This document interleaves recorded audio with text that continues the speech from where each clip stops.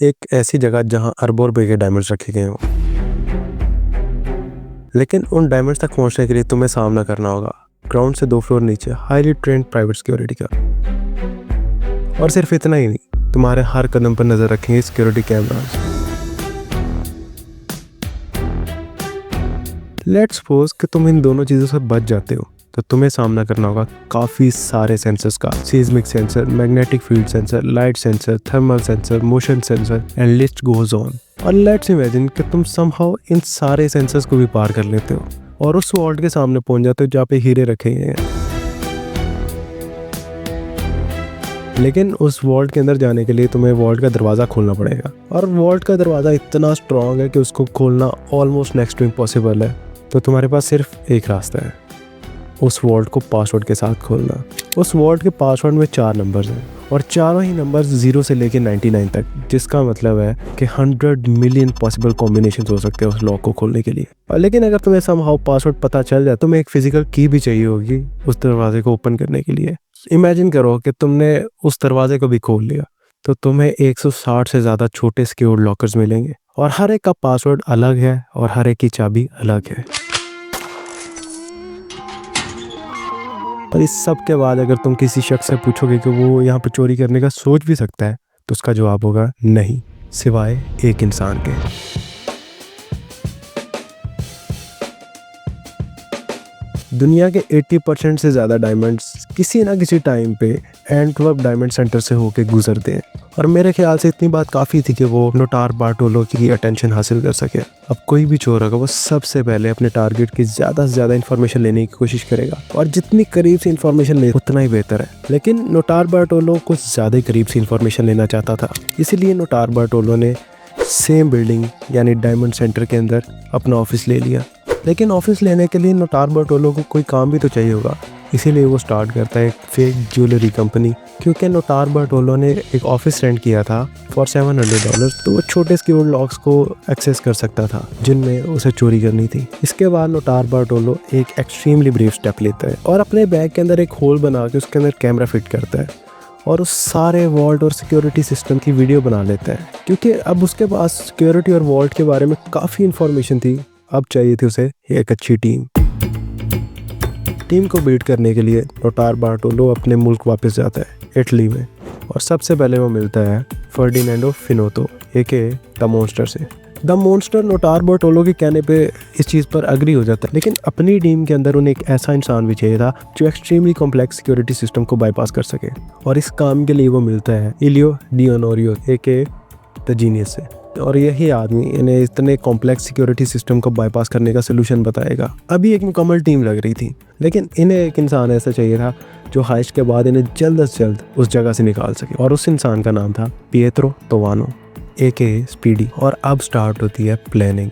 नोटार Bartolo उस diamond centre के manager के पास जाता है और उसको कहता है कि मैं अपना बिजनेस एक्सटेंड करना चाहता हूँ, तो मुझे एक फ्लोर प्लान चाहिए। यहाँ पे मैं एक बात बता दूँ कि नोटार बार्टोलो एक बहुत कैरिज्मेटिक आदमी था, वो बहुत ही अच्छे तरीके से मैनिपुलेट कर सकता था लोगों को, और इसी तरीके से उसने डायमंड सेंटर की मैनेजर को भी मैनिपुलेट किया। उस मैनेजर को इतना भी अंदाज़ा नहीं हो सका कि ये आदमी किस तरह का प्लान लेके बैठा हुआ है। लियोनार्डो नोटार बार्टोलो इतना कैरिज्मेटिक था कि उसकी सिक्योरिटी गार्ड्स के साथ भी काफ़ी अच्छी बातचीत थी और बिल्डिंग मैनेजर के साथ भी। इसी दौरान नोटार बार्टोलो को पता चलता है कि ये जो वॉल्ट है वो रात को फिजिकली ऑब्जर्व नहीं किया जा रहा होता, रात को वहाँ पे गार्ड्स नहीं होते, और ये एक काफ़ी बड़ी रेवलेशन थी। और यहीं से इस हाइस्ट की एग्जीक्यूशन स्टार्ट होती है।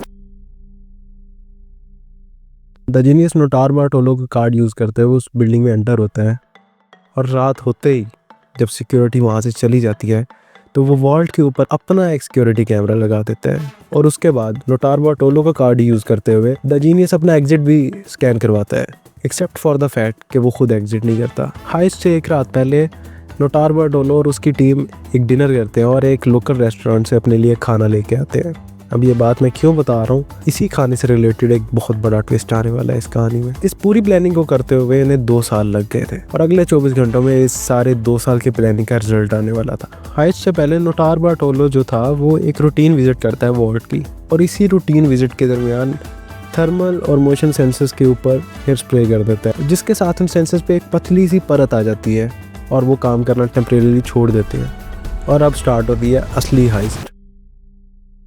वॉल्ट में घुसने से पहले उन्होंने सारी लाइट्स ऑफ की ताकि उन्हें कोई सीसीटीवी कैमरास ना देख सके। और जो कैमरा द जीनियस ने लगाया था उससे उन्होंने पासवर्ड देखा और पासवर्ड भी लगा दिया, लेकिन पासवर्ड काफी नहीं था, उसके लिए एक फिजिकल की भी रिक्वायर्ड थी। अब नोटार बारटोलो की गार्ड्स के साथ इतने फ्रेंडशिप थे तो उसने ये चीज ऑब्जर्व कर ली थी, ये जो की है इस वॉल्ट की, उसको ये यूटिलिटी बॉक्स में रखते हैं और वो यूटिलिटी बॉक्स एक नॉर्मल ताले के साथ ही। तो इन्होंने बड़ी आसानी के साथ उस लॉक को खोला और उसमें से वो की निकाल ली।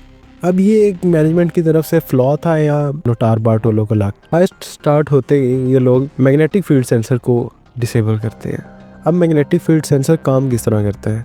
मैग्नेटिक फील्ड सेंसर दो प्लेट्स के दरमियान की मैग्नेटिक फील्ड को जज करता है, ऑब्जर्व करता है और उनमें चेंजेस हों तो अथॉरिटीज़ को अलर्ट करता है। इस पूरी टीम ने हाइस्ट से पहले ही उसके स्क्रूज ढीले कर दिए थे और उन प्लेट्स को टेप के साथ चिपका दिया था और हाइस्ट के दौरान एक एल्यूमिनियम प्लेट का यूज़ करते हुए आर्टिफिशियली उस मैग्नेटिक फील्ड को सेम बनाए रखे हुए उस सेंसर को डिसेबल कर दिया। जो इंफ्रारेड सेंसर था उससे निपटने के लिए इन लोगों ने एक टीम मेंबर को आगे भेजा जिसने अपनी बॉडी के अराउंड पॉलीस्टीरीन रैप किया हुआ था। अब पॉलीस्टीरीन ऐसा मटेरियल है जिसके अंदर आपके थर्मल सिग्नल्स बाहर नहीं जाते और इसी तरह पॉलीस्टीरीन का इस्तेमाल करते हुए उसने जाकर इंफ्रारेड सेंसर को भी टेप से कवर कर दिया। लेकिन चैलेंज अभी ख़त्म नहीं हुआ था। इन्होंने वॉल्ट का दरवाज़ा खोला लेकिन उसके बाद 160 से ज़ायद सिक्योर्ड लॉकर्स थे जिनकी हर एक की चाबी अलग थी, पासवर्ड अलग था। तो इन्होंने इस्तेमाल किया एक machine called the nose picker. वो टूल लॉक के ऊपर इस तरह बैठता था और अचानक से उस सारे के सारे लॉक को बाहर निकाल देता था। इसी तरह इन्होंने 108 लॉकर्स खोले और उनमें जितनी भी ज्वेलरी थी, जितने भी कैश था, जितने भी डायमंड थे, वो सब लिए। खाली उस कैश और ज्वेलरी की कीमत आज के टाइम पे $500 मिलियन होगी, जो वो अपने साथ ले जाते हुए गिरा गए या जिसके ऊपर इनका ध्यान नहीं था। अब अभी तक तो हाइस्ट पूरी हो चुकी थी, जो इन्हें चाहिए था वो इन्हें मिल चुका था, लेकिन अब बारी थी सबूत मिटाने की। तो इन्हीं में से एक आदमी सिक्योरिटी रूम में गया जहाँ पर सारी टेप्स पड़ी हुई थी, सारी टेप्स की रिकॉर्डिंग थी सीसीटीवी कैमरास की। उसने सारी की सारी टेप्स को निकाल लिया और वहाँ से निकल गए। अब बारी थी नोटार बारटोलो के ऑफिस से सारे सबूत मिटाने की, क्योंकि ऑलमोस्ट इन्होंने सारी प्लानिंग अपने अपार्टमेंट में की थी।